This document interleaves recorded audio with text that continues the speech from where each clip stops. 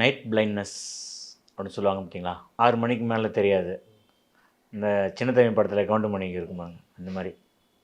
அந்த இஷ்யூ அது வந்து நோட்டீஸ் அவங்க எப்படி பண்ணியிருக்காங்கன்னா, நான் சாப்பாடு வச்சா அது தெரியாது நைட்டில்.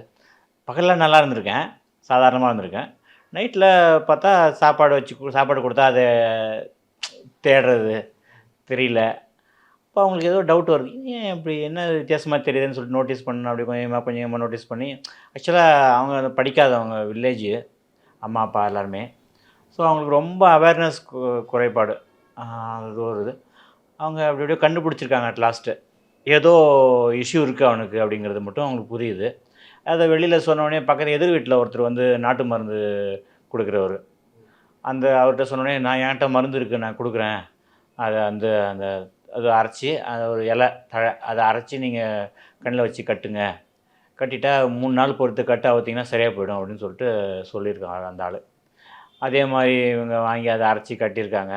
3 நாள் பொறுத்து திறந்த உடனே அப்படியே கண்ணிலேருந்து தண்ணி கொட்டுது. கண் சுத்தமாக தெரில, பகல்லையே தெரில. அப்படியே கண் வீங்கியிருக்கு, தண்ணி கொட்டுது. பயமாயிடுச்சு எல்லாருக்கும். என்னடா அதுன்னு சொல்லிட்டு அப்புறமா ஹாஸ்பிட்டலுக்கு கூட்டிகிட்டு போனால் டாக்டர் பிடிச்சி திட்டுறாரு. எல்லாம் போயிடுச்சு உங்களுக்கு.